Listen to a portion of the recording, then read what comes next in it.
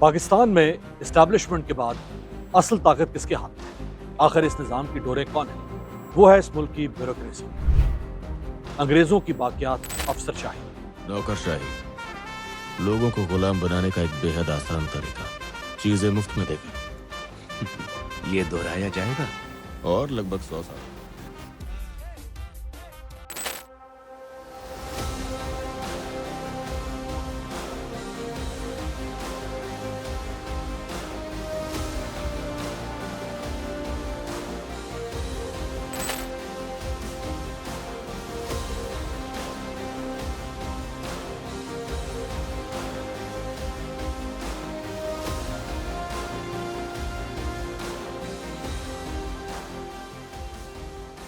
हुकूमतें बनाने और गिराने वालों और आप पर टैक्स लगाने वालों के चेहरे तो सामने आते हैं, लेकिन आप शायद ये नहीं जानते कि यहाँ खेले गए बहुत सारे खेलों की मास्टरमाइंड इस मुल्क की अफसरशाही यानी bureaucracy. One may say ministers or political parties and all that rule the government, but the real rulers are the bureaucracy. They were there to rule over us. The Brown Sahib psyche remained. एक DCO का जो बंगला है वो किसी भी जिले में 40 कनाल, 50 कनाल, 60 कनाल, 30 कनाल। Sir defence में 4 या 5 घर होंगे जो 8 कनाल पे, and they would be good about 50, may be little more, may be 50 houses जो 4 कनाल के ऊपर बने हुए। खरबपति लोग हैं, वो बड़े बड़े इंडस्ट्रियलिस्ट हैं, बहुत बड़े बड़े लैंडलॉर्ड्स हैं, या अगर करप्शन का भी पैसा है उनके पास तो बहुत बड़ी तादाद में। तो एक डीसीओ जो ग्रेड 18 का अफसर होता है वो 40 कनाल के बंगले में रह रहा है साहिवाल में। क्या मजाक बनाया हुआ है। ये 1990 में ये डीएमजी में आए थे असिस्टेंट कमिश्नर के तौर पर। 31 साल में सर्विस की, 2021 में रिटायर हुए। रिटायरमेंट पे इनकी टोटल जो तनख्वाह मिली इनको 3 करोड़ 20 लाख इन तमाम सालों में। और जदादें जो निकली है ना यहाँ पे दुबई में, लंदन में, पाकिस्तान में दर्जनों, उनकी कम अज कम मालियत तोड़ी रख के 65 करोड़। एक ब्यूरोक्रेट यहाँ से नौशहरा से उठा है, गाँव से। आपके कर्जे किधर जा रहे हैं, डेवलपमेंट जो कराता है ब्यूरोक्रेट, उसका पैसा किधर जाता है, कहाँ लैंड करता है, मनी लॉन्ड्रिंग कैसे होती है, मतलब सैकड़ों यहाँ पे कई 100 तोले या सोने कैसे लिए जाते हैं। पूरी F7 की मार्केट खरीद ली गई है। यहाँ पे आपके ये सिल्वर ओक्स में कैसे फ्लैट्स लिए जाते हैं, सेंटोरस में कैसे ले लिए गए, इस्लामाबाद में घर कैसे ले लिए गए। अच्छा, फिर यहाँ से फिर बैंक अकाउंट्स हैं या 44 बैंक अकाउंट्स हैं। सबके सियासी और मुआशी फायदे इन्हीं की फाइलों से होकर गुजरते हैं। कहलाते तो ये पब्लिक सर्वेंट्स हैं, लेकिन ये पब्लिक को नहीं बल्कि अपने जाती मुफादात और पावर कॉरिडोर को सर्व करते हैं। ब्यूरोक्रेसी ही वो ताकत है जिसकी मर्जी के बगैर रियासती मशीनरी का कोई एक पुर्जा भी हरकत नहीं कर पाता। कानून चाहे कोई भी बनाए, पॉलिसी चाहे कितनी ही अहम क्यों ना हो, लेकिन उस पर अमल होगा या नहीं उसका फैसला यही करते हैं। बड़े बड़ों को इनसे अपने काम निकलवाने के लिए फाइलों को पहिए लगाने पड़ते हैं। कलेक्टर, कमिश्नर और सेक्रेटरीज, इनके कई चेहरे और कई नाम, लेकिन मकसद सबका एक और वो ये है कि सिस्टम पर अपना कंट्रोल रखें, गाड़ियां, प्रोटोकॉल और बरात लेते रहें, फाइलें दबा कर रखनी है और अपनी ताकत मनवानी है। इनके स्याह कारनामों की फाइल अव्वल तो खुलती नहीं, और अगर खुल जाए तो ये प्ली बार्गेन करके मामला सेट कर लेते हैं। आइए आज की इस वीडियो में हम इसी अफसरशाही या सिविल सर्वेंट्स की बंद फाइलों को खोलते हैं। अपने वक्त का ताकतवर वज़ीर आज़म एक सरकारी इदारे के चेयरमैन के साथ मिलकर कुछ करप्ट बाबुओं को घर भेजने का फैसला करता है। जब उन अफसरान को भनक पड़ती है तो वो फौरन एक्टिव हो जाते हैं, अपने इन्फ्लुएंस का करिश्मा दिखाते हैं और सीधे उस वक्त के आर्मी चीफ जनरल बाजवा के पास पहुंचते हैं और फिर मामला रफा दफा हो जाता है। वज़ीर आज़म और उसके सामने बैठा हुआ चेयरमैन हाथ मिलते रह जाते हैं। एक मीटिंग होती है जिसमें तय होना होता है कि किसकी प्रमोशन होनी है और किसकी नहीं, लेकिन ये खुद ही सामने बैठे वज़ीर आज़म और चेयरमैन को अपना फैसला सुनाते हैं। उन्हें बताते हैं कि किस अफसर को कितनी तरक्की मिलेगी, किसकी कितनी तरक्की रोक दी जाएगी। ये कहकर वो मुस्कुराते हुए कमरे से बाहर निकलते हैं। वज़ीर आज़म और चेयरमैन एक दूसरे को सवालिया नजरों से देखते हैं। फिर वज़ीर आज़म उस चेयरमैन से, यानी अपने सामने बैठे हुए चेयरमैन से कहता है कि अगर इन अफसरान ने सारे फैसले अपने बारे में खुद ही करने हैं तो फिर मेरा और तुम्हारा यह क्या काम। ये कोई कहानी नहीं बल्कि एक सच्ची दास्तान। उसके किरदार भी 100% हकीकी। वो वज़ीर आज़म थे इमरान खान और इदारे के सरबराह थे चेयरमैन FPR शब्बर जैदी। ये दोनों मिलकर उन करप्ट बाबुओं को घर तो ना भेज सके, लेकिन कुछ अरसे बाद वज़ीर आज़म खुद जेल पहुंच जाते हैं और दूसरे शख्स यानी शब्बर ज़ैदी के पास सिर्फ अपनी बेबसी की ये दास्तान सुनाना रह जाती है। हजारों साल कबल मसीह बाबल के ताकतवर बादशाह हम्मुराबी ने اپنی رعایا کی زندگی میں بہتری لانے اور نظام چلانے کے لیے قوانین بنائے، لیکن کنگ حمورابی بھی اپنی بیوروکریسی کو لگام ڈالنے میں ناکام رہا تھا۔ ہاں، اگر کسی نے اس پہیلی کو سلجھایا ہے تو وہ ہیں انگریز، یعنی برطانوی سامراج۔ انگریزوں نے مقبوضہ علاقوں یعنی اپنی کالونیز سے سیاسی اور معاشی مفادات حاصل کرنے کے لیے اپنے وفاداروں کی ایک فوج بنائی، اور یہ فوج تھی بیوروکریسی۔ برطانیہ نے ہندوستان میں انڈین سول سروس کا نظام رائج کیا۔ لارڈ کارن والیس نے اس سسٹم کو منظم اور متحرک کیا۔ اس سروس کا بنیادی مقصد بر صغیر میں انگریزوں کی حکمرانی کو مستحکم کرنا، ٹیکس جمع کرنا اور انتظامی امور کو انگریز تاج کا وفادار رہ کر چلانا تھا، جسے اکثر اسٹیل فریم کہا جاتا تھا۔ انڈین سول سروس کی بنیاد عوامی خدمت کے لیے نہیں بلکہ حاکمیت کے فلسفے پر رکھی گئی۔ معاشی نظام امیر اور غریب میں خلیج پیدا کرتا تھا۔ تعلیمی نظام کا مقصد انگریز کے ذہنی وفادار پیدا کرنا تھا۔ پولیس کی تشکیل جبر، تشدد اور دباؤ کے فلسفے پر رکھی گئی۔ ہندوستان کا برطانوی نظام برطانیہ کے اپنے نظام سے بالکل مختلف تھا۔ دونوں میں بنیادی فرق آزادی اور غلامی کا تھا۔ آزاد ہند تحریک کے سربراہ سبھاش چندر بوس انگریزوں کی اس واردات کو سمجھ چکے تھے، اسی لیے انہوں نے ہندوستان میں انگریزوں کے متبادل نظام لانے کے لیے اپنی جلاوطنی کے دور میں برما اور سنگاپور میں سول سرونٹس کا ایک گروپ تیار کیا، جن کو ایمانداری، خدمت اور کارکردگی کی خصوصی تربیت دی گئی۔ تقسیم بر صغیر کے بعد پاکستان میں یہی نظام اڈاپٹ کر دیا گیا۔ پاکستان میں موجودہ سول سروس یا اسے کوئی بھی نام دے، یہ دراصل انگریزوں ہی کی بنائی انڈین سول سروس کا تسلسل ہے۔ یہ سبھی وہ لوگ تھے کہ جنہیں خاص طور پر ٹریننگ دی گئی تھی کہ انہوں نے ایک غلام قوم کو کس طرح ٹریٹ کرنا ہے۔ ایچ ایس این کالج جیسے اداروں میں تاج برطانیہ کے وفادار خاندانوں کے بچوں کو اس انداز میں تربیت دی جاتی تھی کہ وہ حکمرانوں کے وفادار بن کر اپنے اپنے علاقے میں لوگوں کو دبا کر رکھیں۔ آج بھی اس بیوروکریسی میں وہی تکبر اور غرور موجود ہے۔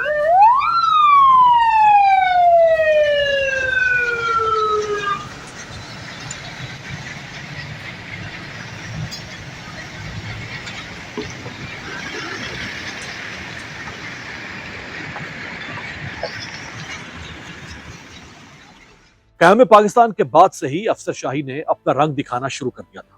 16 اکتوبر 1951 کو وزیر اعظم لیاقت علی خان راولپنڈی میں ایک قاتل کی گولی کا نشانہ بنتے ہیں۔ خواجہ ناظم الدین وزیر اعظم کا منصب سنبھالتے ہیں اور شاہ برطانیہ ان کی جگہ بیوروکریٹ غلام محمد کو پاکستان کا گورنر جنرل مقرر کر دیتے ہیں۔ یہ پاکستان میں بیوروکریسی کی پہلی بڑی فتح تھی۔ اپنے مقاصد کے حصول کے لیے وہ خود غرضی، تکبر، ہٹ دھرمی، دھانس دھاندلی اور ہر قسم کا حربہ استعمال کرنے کی صلاحیت رکھتے تھے۔ غلام محمد 17 اپریل 1953 کی شام خواجہ ناظم الدین اور ان کی کابینہ کو گورنر جنرل ہاؤس بلا کر ان سے استعفیٰ طلب کرتے ہیں، مگر جب ظفر اللہ خان کے علاوہ کوئی بھی مستعفی ہونے پر تیار نہیں ہوتا تو وہ اپنے اختیارات استعمال کرتے ہوئے خواجہ ناظم الدین اور ان کی کابینہ کو برطرف کر دیتے ہیں۔ یہ وہ پہلا موقع تھا کہ جب بیوروکریسی کے ایک نمائندے نے کھلم کھلا ایک سیاسی حکومت کا تختہ الٹا۔ پھر ایوب خان کے ماشاء اللہ میں بیوروکریٹس کا سیاستدانوں پر غلبہ مزید مضبوط ہوا۔ ذوالفقار علی بھٹو آئے تو انہوں نے بیوروکریسی کو سیاستدانوں کے زیر نگیں کر دیا، جس سے سرکاری افسران ریاست کے بجائے حکومتی ملازم اور حکومتی سہولت کار بنے۔ ضیاء الحق نے ملٹری افسران کو بیوروکریسی میں کوٹا سسٹم کے تحت بھرتی کرنا شروع کر دیا۔ بینظیر بھٹو اور نواز شریف نے سرکاری ملازمین کو 2 پارٹیوں میں تبدیل کر دیا اور ان کا سیاسی استعمال کیا۔ اسی لیے 2 گروپس سول سرونٹس کے، ایک پولیس سروس آف پاکستان اور دوسرا جس کو پہلے ڈی ایم جی گروپ کہا جاتا تھا، آج کل اسے پاکستان ایڈمنسٹریٹو سروس پاس کہا جاتا ہے۔ تو پاکستان میں یہ تصور عام ہو گیا کہ کچھ پولیس آفیسرز پیپلز پارٹی کے ساتھ وفادار ہیں، کچھ نون لیگ کے ساتھ، اور کچھ بیوروکریٹس پیپلز پارٹی کے ساتھ اور کچھ نون لیگ کے ساتھ۔ اسی لیے کہا جانے لگا کہ P S P Peoples Party, P S P P M L N, D M G Peoples Party, D M G P M L N. Pervez Musharraf نے اپنے دور میں سول سروس میں اصلاحات کی کوشش کی، لیکن انہیں کوئی خاطر خواہ کامیابی حاصل نہ ہو سکی۔ عمران خان وزیر اعظم بنے تو انہوں نے بھی افسر شاہی کو نکیل ڈالنے کی کوشش کی، لیکن یہ طبقہ پھر بھی ٹس سے مس نہ ہوا۔ شہباز شریف پر بھی یہ الزام لگتا ہے کہ انہوں نے اپنے دور میں انتظامی آمریت قائم کر دی، سرکاری افسران کو جائز و ناجائز سیاسی مقاصد کے لیے استعمال کیا۔ اس کے بعد حالات جہاں تک پہنچے اس کا انکشاف اور اقرار خود ایک وزیر یوں کر چکے ہیں۔ وزیر دفاع خواجہ آصف نے کہا کہ ملک کی آدھی سے زیادہ بیوروکریسی پرتگال میں پراپرٹی لے چکی اور اب پرتگال کی شہریت لینے کی تیاری کر رہی ہے۔ یہ نامی گرامی بیوروکریٹس ہیں، مگر مچ اربوں روپے کھا کر آرام سے ریٹائرمنٹ کی زندگی گزار رہے ہیں۔ سیاستدانوں کا نہ پلاٹ نہ غیر ملکی شہریت، کیونکہ انہیں الیکشن لڑنا ہوتا ہے۔ پاک سرزمین کو یہ بیوروکریسی ناپاک کر رہی ہے۔ ہم نے سیاستدانوں نے جو ہے یہ دروازے بند کیے اور ہاسٹیج بن کے بند کر کے بیوروکریسی کے، یہ ساری کی ساری پاور آج بھی بیوروکریسی کے پاس ہے۔ یہ بیوروکریسی کو سوٹ کرتا ہے۔ ہمارے یہاں پہ بیوروکریسی اور پاورفل ہے، آپ آ کے ساری پاور جو ہے بیوروکریسی کو ٹرانسفر کر دیتے ہیں۔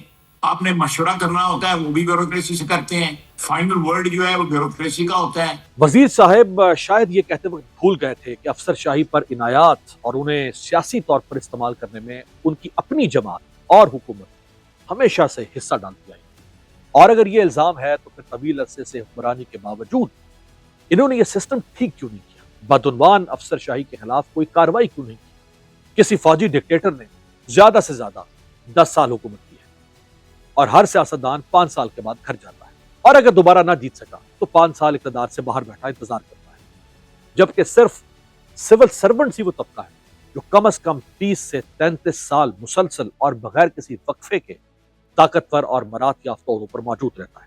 قائد اعظم نے پاکستان بننے کے فوری بعد جنہیں غیر سیاسی اور غیر جانبدار رہنے کی سب سے زیادہ تلقین کی تھی وہ یہی سول سرونٹس تھے، اور پھر ایسا وقت آیا کہ سب سے زیادہ سیاسی اور جانبدار یہی سول سرونٹس بنے۔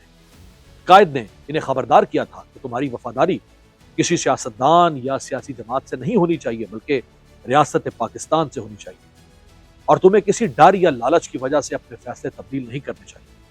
لیکن آج حالت یہ ہے کہ 95% سے بھی زائد سول سرونٹس فوجی اور سیاسی دباؤ کے مطابق ہر سیاہ اور غیر قانونی کام کے لیے تیار ہو جاتے ہیں۔ سول سرونٹس کی اکثریت فیلڈ پوسٹنگ، مرات یافتہ عہدوں، وقت سے پہلے اہم عہدوں پر تعیناتی اور اچھی رہائش گاہوں کے عوض ہر سیاحوں غیر قانونی کام کے لیے تیار ہے۔ ان کی سہولت کاری سے سول اور فوجی حکمران پاکستان کو ایک ناکام ریاست کی طرف دھکیلنے میں کامیاب ہوئے۔ پاکستان کے ہر ادارے اور محکمے کا سربراہ سول سرونٹ ہوتا ہے، لیکن اس ادارے کی تباہی کا جواب دے سیاستدان بنتا ہے۔ صحافی آصف محمود کے انڈیپینڈنٹ نیوز کی ویب سائٹ پر شائع کالم کے مطابق پاکستان جیسے غریب ملک میں افسر شاہی کی اوسط تنخواہ اقوام متحدہ کے اسٹاف سے 12% زیادہ ہے۔ صرف اسلام آباد میں بیوروکریسی کے محلات کا رقبہ 864 ایکڑ ہے۔ سروس کے دوران ہی سول بیوروکریسی کو لامحدود برات ملنا شروع ہو جاتی ہے، اور یہ سلسلہ ان کی ریٹائرمنٹ تک چلتا ہے۔ بعض اوقات تو ریٹائرمنٹ کے بعد بھی سستے داموں، رہائشی پلاٹس اور دیگر برات کا سلسلہ کسی نہ کسی صورت میں جاری رہتا ہے۔ ایک سرکاری افسر گریڈ 22 تک پہنچتے پہنچتے اسلام آباد میں کروڑوں روپے کے ایک کنال کے 2 رہائشی پلاٹس لینے کا حقدار ہو جاتا ہے، جس کے بدلے اسے معمولی رقم ادا کرنا ہوگا۔ مثلاً اگر ایک پلاٹ 1 کروڑ روپے کا ہے تو گریڈ 22 والے کو وہ 10 سے 15 لاکھ میں مل جائے گا۔ پاکستانی اخبار ایکسپریس نے مارچ 2024 کے اپنے اداریے میں انکشاف کیا کہ پاکستان میں سرکاری اہلکاروں کے زیر استعمال گاڑیوں کی تعداد لاکھوں میں ہے، جن کی قیمت کھربوں میں ہے، اور یہ گاڑیاں سالانہ پیٹرول اور مرمت کی مد میں اربوں روپے خرچ کرتی ہیں، جس کی نظیر دنیا میں نہیں ملتی۔ امریکہ جیسے امیر اور طاقتور ملک میں ماں سوائے چند اداروں کسی کے پاس سرکاری گاڑی نہیں ہوتی۔ سرکاری افسروں کو تنخواہیں لاکھوں میں دی جاتی ہیں، اس کے باوجود انہیں مفت بجلی، مفت پیٹرول، مفت گاڑیاں اور ملازمین دیے جاتے ہیں۔ فیصل صاحب، آپ کس گاڑی میں آئے ہیں؟ جو آفیشیل گاڑی ہے، وہ کون سی ہے؟ جو آفیشیل ایک آرمڈ گاڑی دی ہوئی ہے یہاں پہ، Fortuner? Land Cruiser. Land Cruiser میں آئے ہیں آپ؟ جی۔ کتنے گن مین ہیں سر آپ کے ساتھ؟ میرے ساتھ ہوتے ہیں 8 گن مین ہوتے ہیں۔ 8 گن مین ہوتے ہیں، اور ساتھ میں جو اسکواڈ ہے اس میں کتنی گاڑیاں چلتی ہیں؟ 2۔ Pakistan institute of development economics PIDE کی یہ رپورٹ دیکھیے، جس میں یہ انکشاف ہوتا ہے کہ پاکستان میں ایک سینئر سول سرونٹ پر قومی خزانے سے جتنا خرچ کیا جاتا ہے اس سے اتنا فائدہ حاصل نہیں ہوتا۔ سرکاری ملازمین کو ملنے والی غیر معمولی برات کی ویلیو پر نظر ڈالنے سے پتہ چلتا ہے کہ سرکاری رہائش گاہوں کی کم از کم مارکیٹ ویلیو 1.45 ٹریلین روپے ہے، جن کو اگر کرائے پر دیا جائے تو اس سے 10.7 ارب روپے سالانہ آمدنی حاصل ہو سکتی ہے۔ میڈیکل الاؤنس کے علاوہ سرکاری ملازمین کے میڈیکل پر تقریباً 2.3 ارب روپے ماہانہ خرچ ہوتے ہیں۔ दूसरी तरफ एक आम आदमी बिजली के बिल, पेट्रोल, घर और गाड़ियों के किराए समेत तमाम अखराजात अपनी जेब से अदा करता है। एक आम आदमी गरीब, सफेद पोश और दिहाड़ीदार आटे, घी, चीनी पर टैक्स अदा करके रियासत पाकिस्तान के खजाने को भरता रहता है, हर शय पर टैक्स देता है, लेकिन इसके बदले में वो बदहाली के जबर तले सिसक सिसक कर जिंदगी गुजारता रहता है। लेकिन ये सिविल सर्वेंट्स 30 से 35 साल तक रियासत पाकिस्तान के अखराजात पर शहाना, पुरतायुश और आफरीन जिंदगी गुजारते हैं।